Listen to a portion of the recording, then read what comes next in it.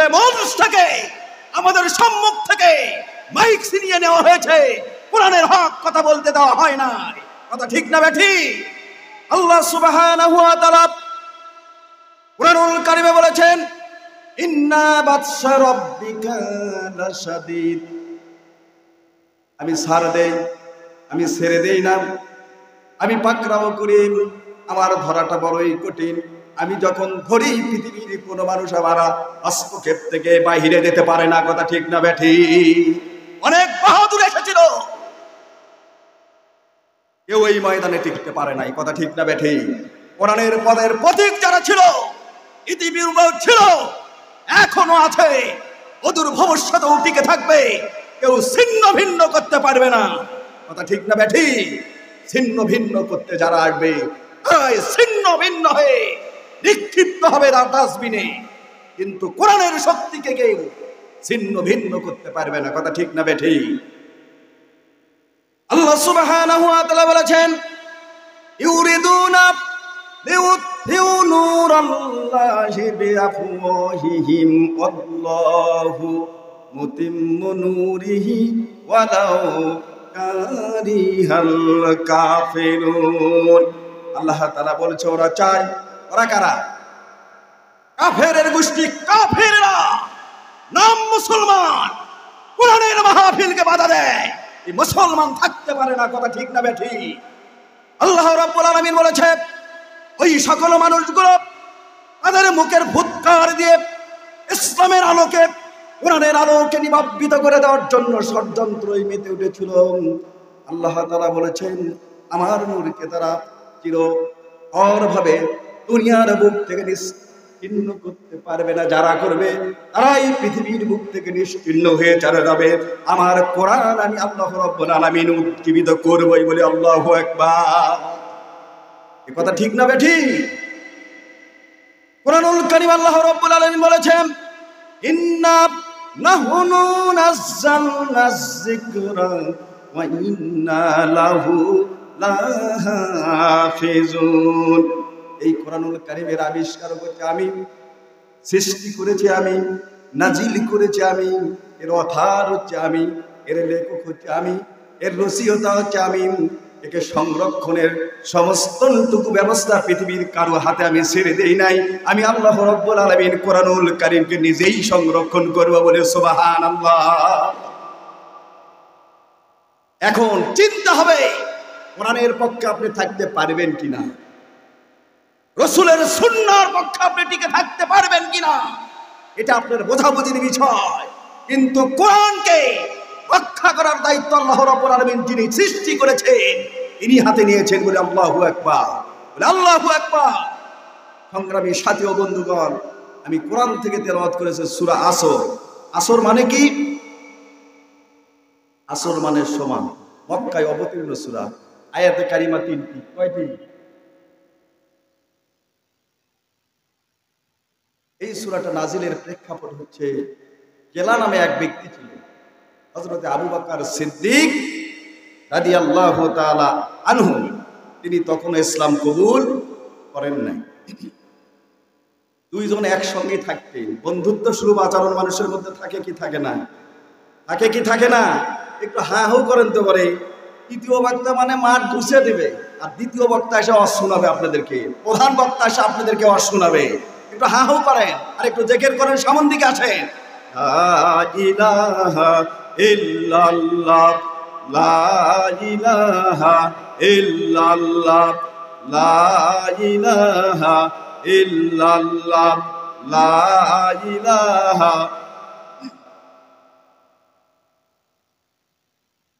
ইল্লাল্লাহ, সুবহানাল্লাহ ওয়ালহামদুলিল্লাহ, লা ইলাহা ইল্লাল্লাহ, সুবহানাল্লাহ আলহামদুলিল্লাহ, লা ইলাহা ইল্লাল্লাহ, লা ইলাহা ইল্লাল্লাহু মুহাম্মাদুর রাসূলুল্লাহ সাল্লাল্লাহু আলাইহি সাল্লাম। সূরা আসর নাজিল হওয়ার প্রেক্ষাপট হচ্ছে, এলা হযরত আবু বকর সিদ্দিক রাদিয়াল্লাহু তাআলা আনহুর সাথে ওঠা বসা করতেন। এক সময় হযরত আবু বকর সিদ্দিক রাদিয়াল্লাহু তাআলা আনহু বিশ্বনবী জনাবে মুহাম্মদুর রাসূলুল্লাহ সাল্লাল্লাহু আলাইহি সাল্লামের মুখে আল্লাহর কথা শ্রবণ করে তার ভালোবাসা দেখে, তার ব্যবহার দেখে, আচার আচরণ দেখে আবু বকর রাদিয়াল্লাহু তাআলা ইসলাম গ্রহণ করলেন। লা ইলাহা ইল্লাল্লাহু মুহাম্মাদুর রাসূলুল্লাহ সাল্লাল্লাহু আলাইহি ওয়াসাল্লাম। দুইজন ব্যক্তি এক জায়গায় থাকতো, একজন ইসলাম গ্রহণের পরে মুসলমানদের জন্য কিছু কাজ আছে না নাই? যদি জহরের পূর্বে কোনো ব্যক্তি ইসলাম গ্রহণ করে, জহরের আজান হলে তাকে নামাজ পড়তে হবে কি হবে না? রসুলের আদর্শ গ্রহণ করতে হবে কি হবে না? বেশি ব্যাখ্যা দেব না, সংক্ষিপ্ত কয়েকটি কথা বলেই আমি আমার কথা শেষ করব ইনশাআল্লাহ। কিন্তু আবু বকর রাদিয়াল্লাহু তাআলা আনহু ইসলাম ধর্ম যখন গ্রহণ করলেন, কালেমা যখন তিনি তেলাওয়াত করলেন, কালেমার যে মালা গলায় যখন তিনি পড়লেন লা ইলাহা ইল্লাল্লাহু মুহাম্মাদুর রাসূলুল্লাহ সাল্লাল্লাহু আলাইহি সাল্লাম। এখন আযান হয়, সমস্ত কাজ কারবারকে বন্ধ করে দেন। হযরত আবু বকর নামাজের জন্য যায়, আল্লাহ রসুল যেখানে ডাকে সেখানে তিনি ছুটে চলে যায়। দেখা যাচ্ছে সময়ের ব্যাঘাত ঘটছে। তার বন্ধু ছিল এলা নামক ব্যক্তি আবু বকরকে ইন্ডিকেট করে বলছে, আবু বকরে কোন ধর্ম তুমি গ্রহণ করলে? এই ধর্ম গ্রহণ করার কারণে অধিকাংশ সময়গুলো তুমি আল্লাহর নবী মুহাম্মদ রাসূলুল্লাহ সাল্লাল্লাহু আলাইহি সাল্লামের কথা মোতাবেক ব্যয় করছো। তোমার তো ব্যবসা লাটে উঠে যাবে, তোমার তো ব্যবসার ধস নেমে যাবে, তোমার তো ব্যবসার ক্ষতি হবে, তোমার তো সংসারের ক্ষতি হবে। সাথী বন্ধু যিনি ছিলেন গেলাম হযরত আবু বকর সিদ্দিক রাদিয়াল্লাহু তাআলা আনহুকে এইভাবে যখন বলতেছিলেন, এই কথা এগেইনস্টে আল্লাহ রাব্বুল আলামিন কোরআনুল কারীমে সূরা আসর নাজিল করে দিলেন। বলে আল্লাহু আকবার। আল্লাহ রাব্বুল আলামিন জানায় দিলেন ওয়াল আসরি ইন্নাল ইনসানা লাফি খুসরিন। ওয়াল আসর, সময়ের কসম। এই সময়টা কার? সময় কার? সময়ের মালিক যিনি, তিনি কে? এই সংক্ষিপ্ত সময় পেয়ে আমরা অহংকার হয়ে যাই, আমরা ডোন্ট কেয়ার, মানুষকে আমরা পাত্তা দিতে চাই না। কোরআনের শক্তিকে পরাজিত করার জন্য আমরা সিদ্ধান্ত গ্রহণ করি, অথচ এই সময়ের মালিক পৃথিবীর কেউ নয়, যিনি হচ্ছেন তিনি কে? 1 কেজি বরফ যদি এক জায়গায় রাখা হয়, 1 ঘন্টা পরে যদি আমরা নিক্তি তুলি, মিজানে আমরা তুলি, দাড়ি পাল্লায় তুলি, 1 কেজি থাকবে না কম হবে? কম হবে না, 1 কেজি থাকবে। আপনার যেমন আমার যেমন, এর চাইতেও কথা ঠিক না ব্যাঠি? একটা সেকেন্ড যাচ্ছে আপনাকে যেন জানায় যাচ্ছে, হে অমুক, তোমার থেকে আমি বিদায় গ্রহণ করে গেলাম। কথা ঠিক না ব্যাঠি? আল্লাহ রাব্বুল আলামিন কোরআনুল কারীম অন্য জায়গায় বলেছেন, আল্লাযী খালাকাল মাউতা ওয়াল হায়াতা লিয়াবলুকুম আইয়ুকুম আহসানু আমালান ওয়া হুয়াল আজিজুল গাফুর। এ পৃথিবীর মানুষ, খেয়াল হয়ে না, তোমাকে সৃষ্টির পূর্বে আল্লাহ তাআলা বলছেন, তোমার জীবনের আগে, পয়দার আগে তোমার মৃত্যুকে আমি আল্লাহ রাব্বুল আলামিন সৃষ্টি করেছি, মৃত্যু দিয়েছি, তারপরে হায়াত দিয়েছি, অর্থাৎ সময় দিয়েছি। আমি দেখতে চাই এই সময়ের মধ্যে তুমি আল্লাহ এবং রাসূলের আদর্শ কতটুকু গ্রহণ করেছো, আল্লাহকে কতটুকু ফলো করে চলেছো, আল্লাহর বিধানের কাছে কতটুকু তুমি স্যালেন্ডার গ্রহণ করতে পেরেছো, কতটুকু নবীর আদর্শগুলো মেনে তুমি পৃথিবীর মুখ থেকে কবরে আসতে পেরেছো। এই জন্যই আমি তোমাকে হায়াত এবং মওত দিয়ে সৃষ্টি করেছি, যে কতটুকু আমল, ভালো আমল অথবা বদ আমল নিয়ে তুমি আমার হাতে ধরা দিতে পারো। বলে কথা ঠিক না বেঠি? এই যে হায়াতকে বলা হয় সময়। এই সময়ের আল্লাহ রাব্বুল আলামিন বলছে ওয়াল আসরে, সময়ের কসম, এই সময়টা বড়ই মূল্যবান। সময়টা কি? আপনি যদি এখানে না আসতেন, এই সময় অন্য জায়গায় কাটায় যেত। যেত কি যেত না? যেত কি যেত না? অনেকে আছে দোকানে আছে, অনেকে আছে চা খাচ্ছেন, চা পান করছেন, অনেকে আছেন বিভিন্ন গল্প গুজবের মধ্যে তারা রয়েছে। আপনারা এসেছেন কোরআন শুনতে, এই কোরআনের বাণীটা কার?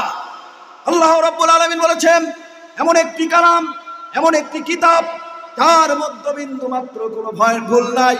জালিকাল কিতাবু লা রাইবা ফি, এমন একটি কিতাব যার মধ্যে কোনো ভুল নাই, যার মধ্যে কোনো সংশয় নাই, ইতিপূর্বেও ছিল না, এখন নাই, ভবিষ্যতেও পৃথিবীর কোনো শক্তি কোরআনের ভুল বের করতে পারবে না। কথা ঠিক না বেঠিক? আল্লাহ রাব্বুল আলামিন বলেছে শুধু তাই নয়, এই কোরআনুল কারীমের কথা যারা শ্রবণ করবে, যারা তেলাওয়াত করবেন, যারা বসে বসে শ্রবণ করবে, একজনও কোরআনুল কারীমের আসবাব থেকে, বেনিফিটের থেকে তারা মাহরুম থাকবে না। কথা ঠিক না বেঠিক? থাকবে কি? কেউ কি মাহরুম থাকবে? থাকবে না। সেই কোরআন, যে কোরআন দিয়ে অন্ধকার আচ্ছন্ন মানুষগুলোকে আলোর দিশা দিয়েছিল, কথা বলেন ঠিক কিনা? আইএমএ জাহিলিয়া যুগকে অন্ধকারের যুগ বলা হয়, মূর্খতার যুগ বলা হয়। সেই মূর্খতার যুগকে এই কোরআনের শাসন নীতি কায়েম করে অজ্ঞতার যুগকে সোনার যুগে পরিণত যিনি করেছিলেন, বিশ্বনবী জনাবে মুহাম্মদ রাসূলুল্লাহ সাল্লাল্লাহু আলাইহি সাল্লাম। কথা ঠিক না বেঠিক? আল্লাহ রাব্বুল আলামিন এখানে বলেছেন ওয়াল আসর, সময়ের কসম, এই সময়টা বড়ই মূল্যবান। কোন খাতে আপনি প্রবাহিত করছেন সেই দিন যায় দেখা হবে। রাসূল কারীম সাল্লাল্লাহু আলাইহি সাল্লাম একটি হাদিসে বলেছেন, আসরের ময়দানে কোন বনি আদম সন্তান এক চুল পরিমাণ হাসরের ময়দান থেকে পা উত্তোলন করতে পারবে না যতক্ষণ পর্যন্ত না তারা 5টি প্রশ্নের জবাব দিতে পেরেছে। কয়টি? প্রথম নম্বরই সময়ের কথা, যে তোমার জীবনকাল তুমি কোন কাজে প্রবাহিত করে দিয়েছো। এই জীবন, এটাকে বলা হয় সময়। এই সময় তুমি কোন পথে ক্ষেপণ করেছো এটা দেখা হবে। আল্লাহ রাসূল সাল্লাল্লাহু আলাইহি সাল্লাম বলেছে 5টি প্রশ্নের যতক্ষণ পর্যন্ত কোনো ব্যক্তি উত্তর দিতে না পারবে এতক্ষণ পর্যন্ত কান থেকে এক কদম পর্যন্ত সরতে পারবে না। নাম্বার 1 হচ্ছে তোমার জীবনকাল কোন পথে তুমি ব্যয় করেছো। 2 নম্বর হচ্ছে তোমার যৌবনকাল, এই যৌবনকাল তুমি কোন পথে ব্যয় করেছো।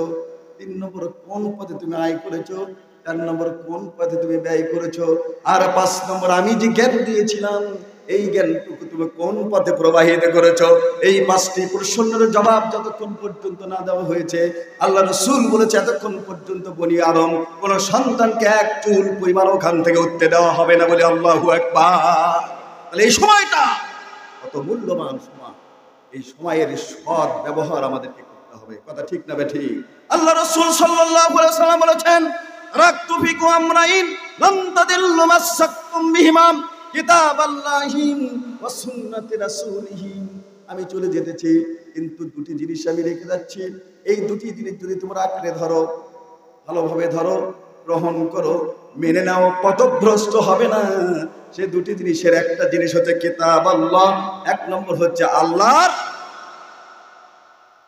আর 2 নম্বর হচ্ছে সুন্নাতি রাসূলিহি, এবং রাসূলের সুন্নাত। এই 2টি জিনিস যদি তোমরা আঁকড়ে ধরতে পারো, আমল করতে পারো, মেনে নিতে পারো, আত্মসমর্পণ করতে পারো, কখনোই তোমরা বিভ্রান্তি পথে কখনো তোমরা যাবে না, জান্নাতের পথে তোমরা চলতে পারবে। বলি সুবহানাল্লাহ। সে আল্লাহ রাব্বুল আলামিন কোরআনুল কারীমে বলেছে ওয়াল আসর, সময়ের কসম, ইন্নাল ইনসানা লাফি খুসরিন, সকল মানুষগুলো ক্ষতিগ্রস্তর মধ্যে।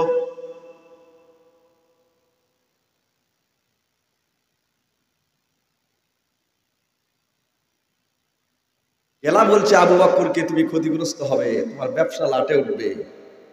আল্লাহ তাআলা এখানে বলেছে ইন্নাল ইনসানা লাফি খুসরিন, নিশ্চয়ই সকল মানুষগুলো ক্ষতিগ্রস্তর মধ্যে। আমরা কি ক্ষতির মধ্যে থাকবো না ক্ষতির বাইরে থাকবো? ক্ষতির মধ্যে থাকবো না ক্ষতির বাইরে থাকবো? আল্লাহ রাব্বুল আলামিন বলছে ইন্নাল ইনসানা লাফি খুসরিন, সকল মানুষগুলোই ক্ষতিগ্রস্তের মধ্যে, কিন্তু 4 শ্রেণীর ব্যক্তি ক্ষতির মধ্যে থাকবে না। বলে আল্লাহু আকবার। তার প্রথম নম্বর হচ্ছে ইল্লাল্লাযিনা আমানু ওয়া আমিলুস সলিহাতি ওয়া তাওয়াসাউ বিল হাক্কি ওয়া ওয়াসাউবিস সবর। আল্লাহ রাব্বুল আলামিন বলেছে ক্ষতির হাত থেকে তারা বাঁচবে, নিষ্কৃতি পাবে, মুক্তি পাবে যারা ঈমান এনেছে তার রবের উপর। বলে আল্লাহু আকবার।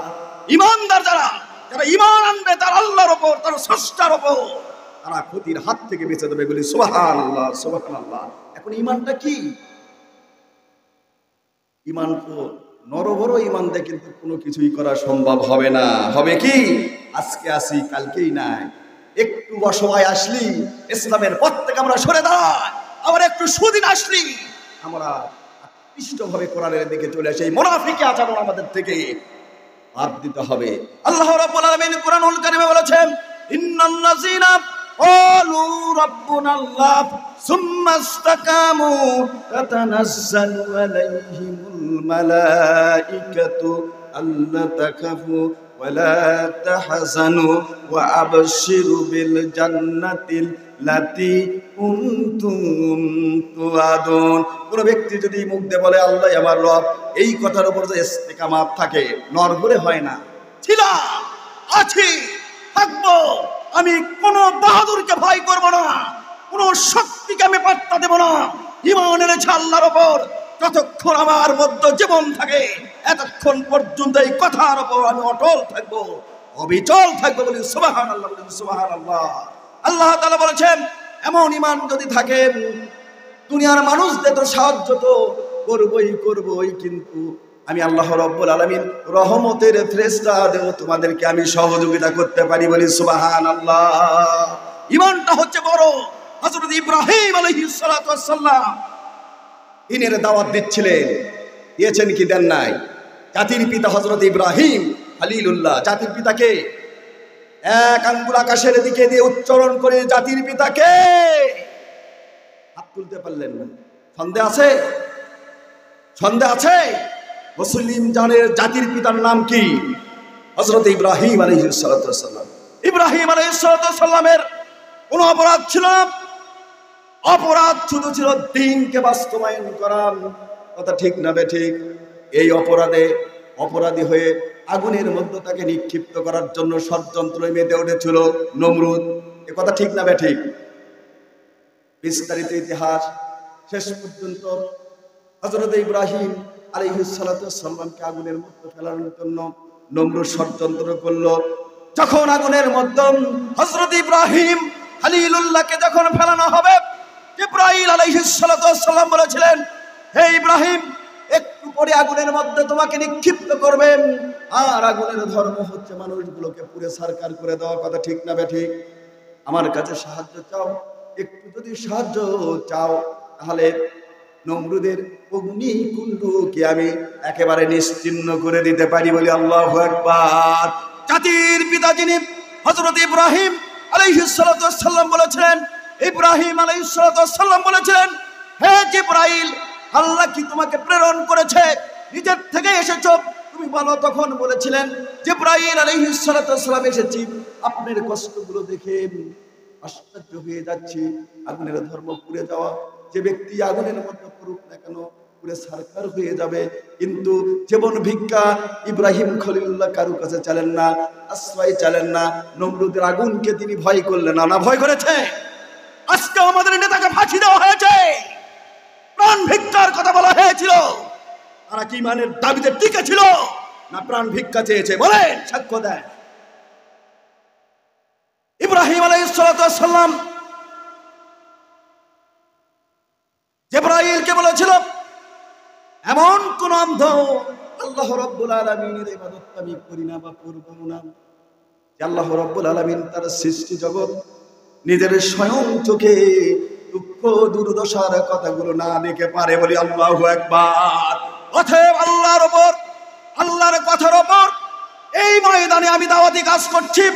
মানুষগুলোকে অন্ধকার থেকে আলোর দিকে আমি আনার জন্য চেষ্টা করছি। যে মানুষগুলো জাহান্নামের দিকে চলে যেতেছিল, সেই মানুষগুলোকে আমি জান্নাতের পথে আনার জন্য চেষ্টা করেছি। এই অপরাধী হয়ে, এই অপরাধী বানায় সাব্যস্ত করে আমাকে আগুনে ফেলানোর জন্য চেষ্টা করেছে। আমি আমার রবের কথা থেকে এক বিন্দু পরিমাণ এদিক ওদিক সরে যাব না। আগুনের মধ্যেও যদি ফেলে আমাকে পুরো সারকার করে দেওয়া হয়, তারপরও যে কালেমা পড়েছি লা ইলাহা ইল্লাল্লাহু ইব্রাহিমু খলিলুল্লাহ, এই নীতি থেকে, এই নিয়ম থেকে, এই পন্থা থেকে এক চুল পরিমাণ আমি সরে দাঁড়াবো না। আল্লাহ রাব্বুল আলামিন তাকে পরীক্ষা করলেন, নমরুদ আগুনের মধ্যে নিক্ষিপ্ত করে দিল। আল্লাহ রাব্বুল আলামিন আগুনকে নোটিশ করে দিল, ইয়া নারু কুনি বারদা ওয়া সালামান আলাল ইব্রাহিম। হে আগুন, ইব্রাহিম আমার জন্য জীবন দেওয়ার জন্য সিদ্ধান্ত গ্রহণ করেছে। ইমান থেকে 1 ইঞ্চি পরিমাণ আর অবস্থান থেকে তিনি সরে দাঁড়ায়নি, বলি সুবহানাল্লাহ। অতএব আগুন ইব্রাহিমকে পোড়াতো দূরের কথা, ইব্রাহিমের এক গাছা লোম পর্যন্ত যেন আগুন তুমি স্পর্শ করো না। কথা ঠিক না বেঠিক? আগুন পুড়ে শেষ হয়ে গেল। ছাদের প্রসাদে বসে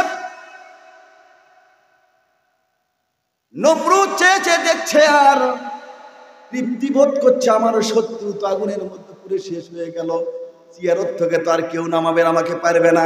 কথা ঠিক না বেঠিক? ইতিপূর্বেও জালেম ছিল, স্বৈরাচারী ছিল, মনে করেছিল সাইদির মতন লোককে ইসলামী আন্দোলনে, ইসলামী মূল্যবোধে বিশ্বাসী ইসলামপন্থী মানুষদেরকে ফাঁসি দিলেই তো আমার ক্ষমতা চিরন্ত থাকবে।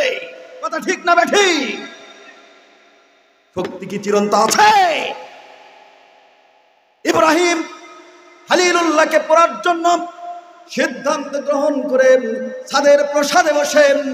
নমরুদ এবার আত্মঅহংকারে মৃত্যু আজ থেকে তো আমার সম্মুখের কাটা কি হয়ে গেল, শেষ হয়ে গেল। কি আর দিনের দাওয়াত দিবি?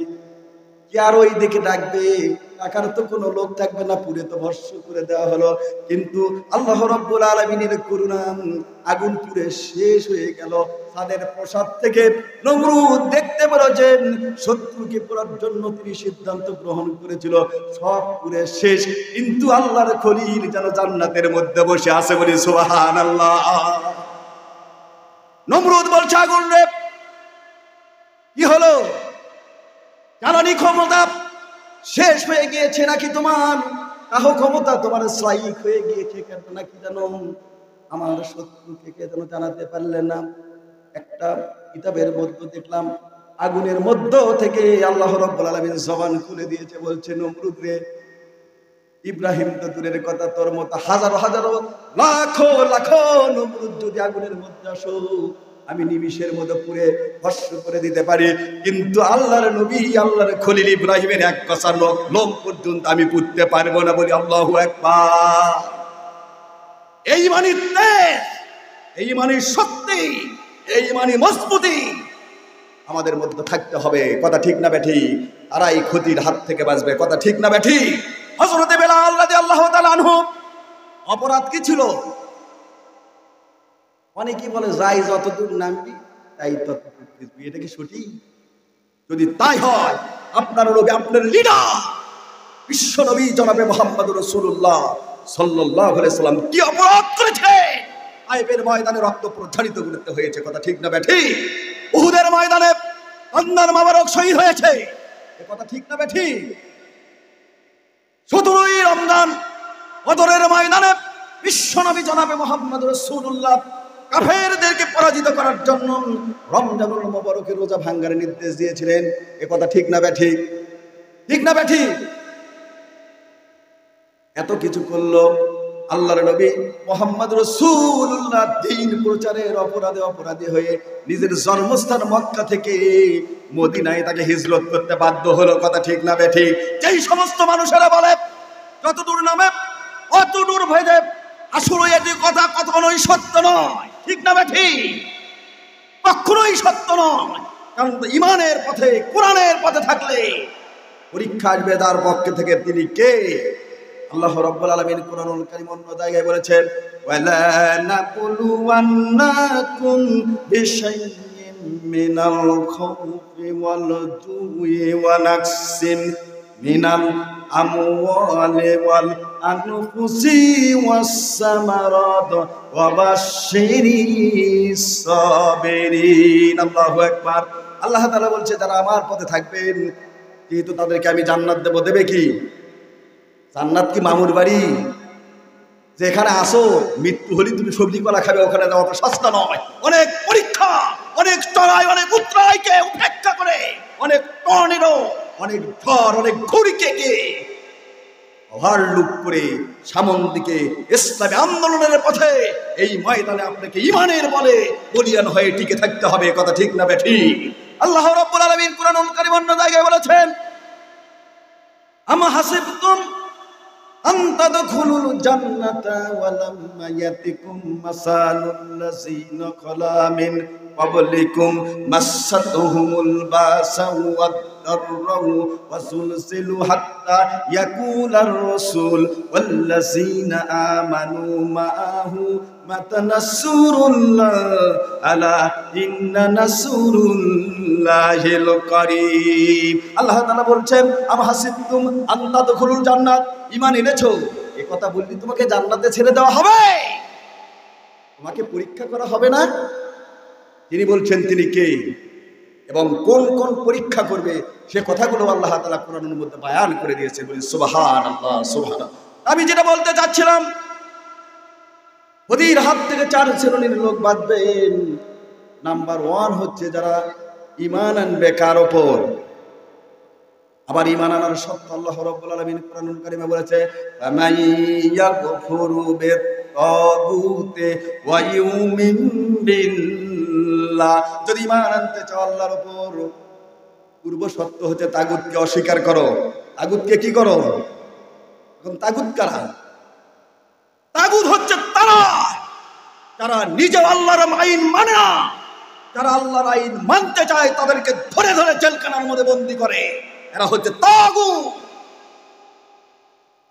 তাগুত হচ্ছে তারাই নিজেও যারা আল্লাহর আইন এই জমিনে বাস্তবায়ন করতে চায় না, যারা নাকি করতে চায় তাদেরকে ধরে ধরে বিচারের নাম করে ফাঁসির দড়িতে ঝুলাই। কথা ঠিক না বেঠিক? এরাই হচ্ছে তাগুত। আর আল্লাহ তাআলা বলেছে, ঈমান যদি আনো, ঈমান যদি আনতে চাও তাহলে কি করো? ফামাই ইয়াকুফুরু বিত-তাগুতি ওয়া ইউমিন বিল্লাহ। তাহলে ওদের সঙ্গে বিদ্রোহী করো, ওদেরকে ছেড়ে দাও, ওদের সাথে তোমার কোনো আঘাত থাকবে না। কথা ঠিক না বেঠিক? এইভাবে যদি তাগুতকে যদি বর্জন করো, তাগুতকে যদি ছেড়ে দাও, তাগুতের সঙ্গে যদি সম্পর্ক ছিন্ন করে দিয়ে ঈমান আনো তোমার আল্লাহর উপর, আল্লাহ তাআলা বলছে তাহলে তুমি এমন একটি রশি ধারণ করলে, এমন একটি হাতল ধারণ করলে, যে হাতল, যে রশি ধারণ করার কারণে ততক্ষণ পর্যন্ত তুমি বান্দা জান্নাতে না গিয়েছো এতক্ষণ পর্যন্ত ওই দড়ি কখনো ছিঁড়ে যাওয়ার নয়। বলি সুবহানাল্লাহ। এই ঈমান আমাদেরকে আনতে হবে। হযরতে বিলাল ঈমান এনেছিলেন কার প্রতি? কার প্রতি? ঈমান আনার অপরাধে আজকে তো সকলেই ঈমানদার নাকি? সকলেই দাবি করি আমরা ঈমানদার। ঈমান অত সস্তা জিনিস নয়, ঈমান বড় মূল্যবান সম্পদ। কথা ঠিক না বেঠিক? যে ঈমান আনলে আল্লাহ তাআলা বলছে ক্ষতির হাত থেকে তারা বাঁচায়া যাবে, জান্নাতে চলে যাবে। সুবহানাল্লাহ, সুবহানাল্লাহ। হযরতে বিলাল ঈমান এনেছিল আল্লাহর উপর, ঈমান এনেছিল রাসূলের উপর। এই অপরাধে অপরাধী হয়ে, এই অপরাধে অপরাধী সাব্যস্ত হয়ে, কি অপরাধ ছিল বেলালের? উটের পায়ে বেঁধে উঠকে তাড়াইয়ে দেওয়া হয়েছে। উট যায়, বেলালও উটের পাশে পাশে চলে যায়। তারপর কি আল্লাহকে ভুলেছে? রসুলকে ভুলেছে? আজকে রসুলের আদর্শ এই ভূখণ্ডে নাই। এই ভূখণ্ডে আল্লাহ রসুলের আদর্শকে বাস্তবায়ন করার জন্য ঈমানি পরীক্ষা আপনাকে দিতে হবে। কথা ঠিক না বেঠিক? আমরা কিছুই চাই না, আমরা চাই আল্লাহুল খালকু ওয়াল আমরু, এই সৃষ্টি জগৎ যার, আইন চলবে কার? এই আইন চলবে আল্লাহর। এই কথার উপর যদি ঈমান আনয়ন করেন, আপনি দেখবেন, আপনি টেস্ট করে দেখুন, আপনার উপর মামলা হবে। এইভাবে যদি আপনি ঈমান আনয়ন করেন, আপনার উপর হামলা হবে। এইভাবে যদি ঈমান আনয়ন করেন, আপনাকে যুদ্ধ অপরাধী সাব্যস্ত করবে। কথা ঠিক না বেঠিক? আপনাকে বলবে উগ্রপন্থী। কথা ঠিক না বেঠিক? আজকে তো আমাদেরকে উগ্রপন্থী বলা হয়। নবীরা কি উগ্রপন্থী ছিল? আপনি কোন ঈমান এনেছে, কোন ঈমানের বলে জান্নাতে যেতে চাচ্ছে, আপনাকে বুঝতে হবে। এখানে বোঝাবুঝির বিষয় আছে। কুরআনুল কারীম অন্য জায়গায় আল্লাহ তাআলা বলেছেন, লাইসাল বিররা আন তুওয়াল্লু ওযুহাকুম কিবালাল মাশরিকি ওয়াল মাগরিবি ওয়ালাকিন্নাল বিররা মান আমানা বিল্লাহ। পূর্ব দিকে পশ্চিম দিকে তোমাদের মুখ ঘুরানোর মধ্যে কোনো কল্যাণ নাই, বরং কল্যাণ আছে মান আমানা বিল্লাহ। কার উপর ঈমান আনলে? আমরা কি সেই ঈমান আনতে পারবো? সিদ্ধান্ত গ্রহণ করেন, তাহলে ক্ষতির হাত থেকে বাঁচতে পারবেন। আর যদি সেই ঈমান আমরা না আনতে পারি, ক্ষতির হাত থেকে কিন্তু বাঁচা যাবে না। কথা ঠিক না বেঠিক? আল্লাহ তাআলা ঈমান সম্পর্কে অন্য একটা জায়গায় বলেছেন, সূরা বাকারা। আশ্চর্য কথা, কথাই কথাই শেখ। তিনি বলেছেন, এই কোরআনের এই আয়াত দিয়ে অনেকেই নামাজ পড়ে, কিন্তু ওই ফান্দি যে ওই ব্যক্তি পড়ে আছেন যেই বোঝে না। আল্লাহ তাআলা বলছেন, ওয়া মিনান নাসি মাইয়াকুলু আমান্না বিল্লাহি ওয়া বিল ইয়াউমিল আখির ওয়া মা হুম বিমুমিনিন। আল্লাহ রাব্বুল আলামিন যিনি মানুষ সৃষ্টি করেছেন, মানুষের স্রষ্টা কে? সকলের মুখ থেকে শুনতে চায়, মানুষের স্রষ্টা কে? বিগত স্বৈরাচারী শাসকের আমলে দারুইন বাবাজির নীতি শিক্ষা ব্যবস্থা আমাদের শিক্ষা ব্যবস্থার মধ্যে চালাইয়ে দেওয়ার জন্য ষড়যন্ত্র মেতে উঠেছিল। কথা ঠিক না বেঠিক? দারুইন বাবাজির মতবাদ হচ্ছে মানুষ এসেছে বান্দর থেকে। আমরা কি বান্দর থেকে এসেছি? যদি তৌহিদপন্থী মুসলমানের তীব্র আন্দোলন না হতো, আমাদের পরবর্তী প্রজন্মরা জানতো যে মানুষ এসেছে, আমাদের দাদারা এসেছে বান্দর থেকে। কথা ঠিক না বেঠিক? এই জন্য সত্যার হতে হবে। আল্লাহ রাসূল সাল্লাল্লাহু আলাইহি ওয়াসাল্লাম বলেছে, কেমন ঈমান আনতে হবে? মান মিনকুম মুনকারান ফালইয়ুগাইয়িরু বিয়াদিহি ফাইল্লাম ইয়াসতাতি ফাবিলিসানিহি ফাইল্লাম ইয়াসতাতি ফাবিকলবিহি ওয়া যালিকা যাফুল ঈমান। ঈমানের স্তর কয়টি? এখন পরীক্ষা করা হতো কার মধ্যে ঈমান আছে আর কার মধ্যে নাই। টুপি তো সবই মাথার দিয়ে যাচ্ছে। আল্লাহুম্মা সাল্লি আলা কুয়া পোলা খায়া চলে যাবেন আর জান্নাতে যাবেন। জান্নাত তো সহজ জিনিস নয়।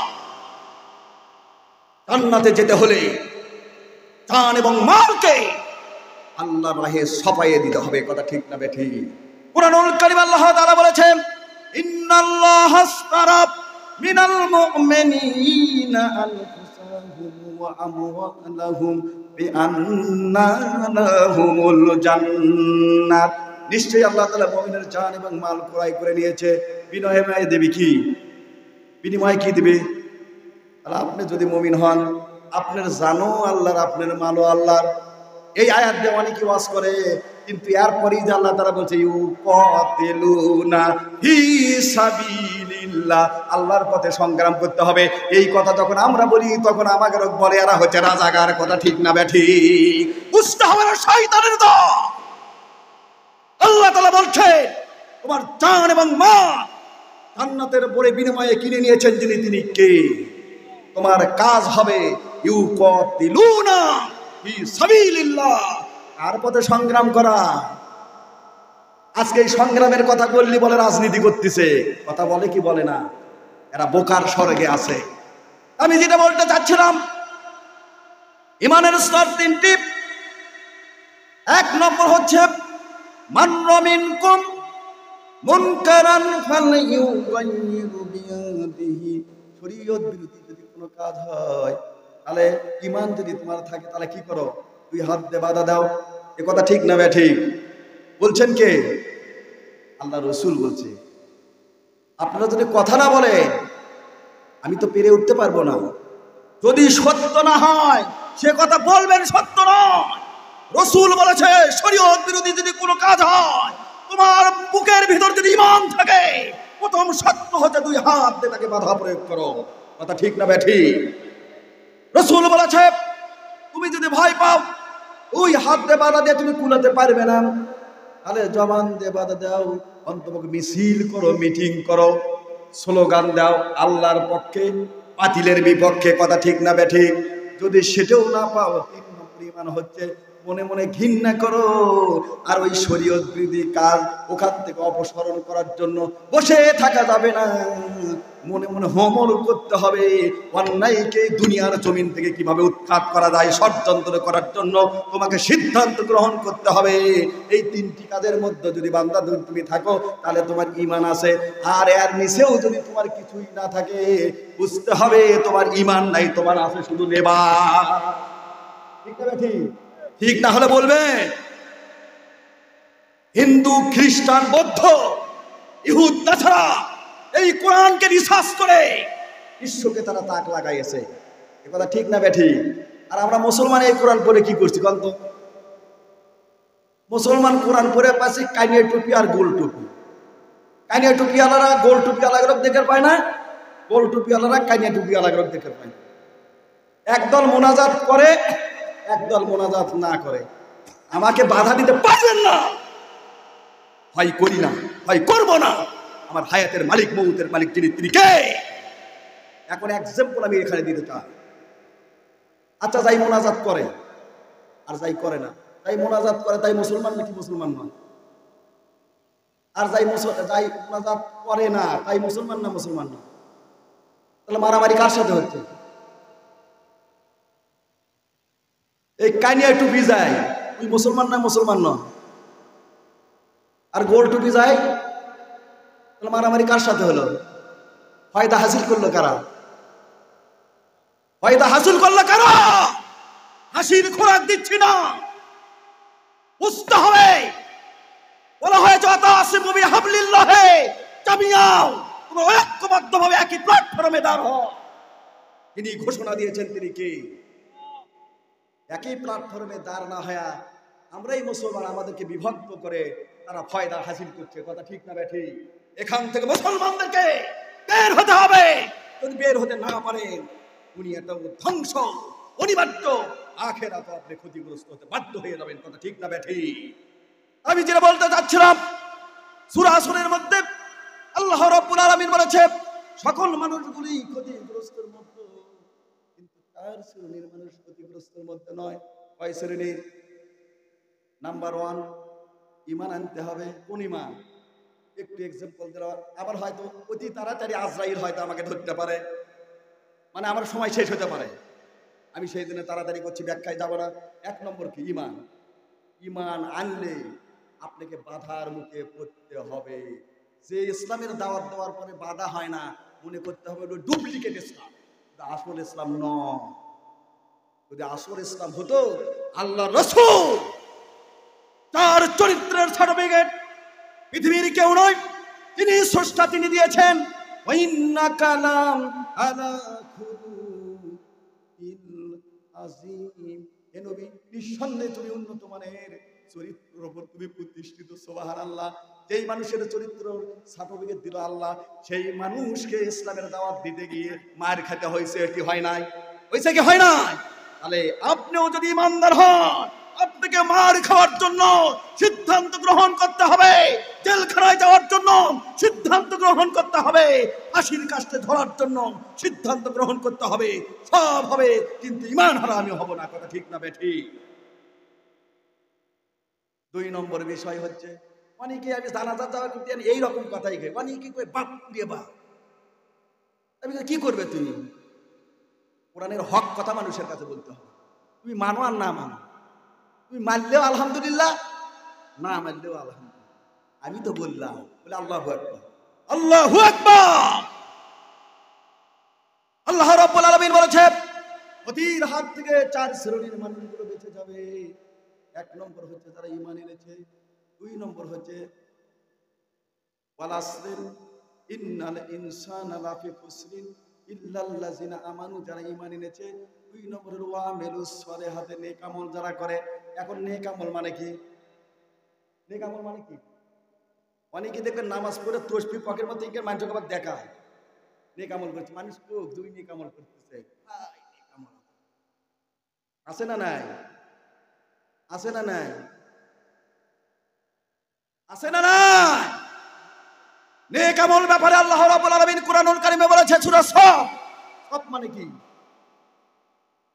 কাতারবন্দি সারিবদ্ধভাবে লড়াই করার কথা বলছে তিনি কে?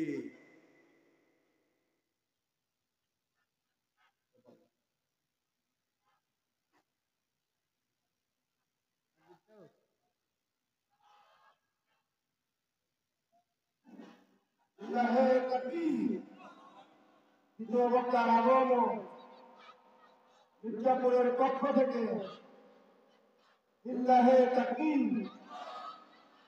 সংগ্রামী সাথী ও বন্ধুগণ, সংক্ষেপ করার কথা বলা হয়েছে। আমি দ্বিতীয় বক্তের কথার উপর আমি হক নষ্ট করবো না, কিন্তু সংক্ষেপ আমি বলছি, কয়েক মিনিটের মধ্যে আমার কথা শেষ করব।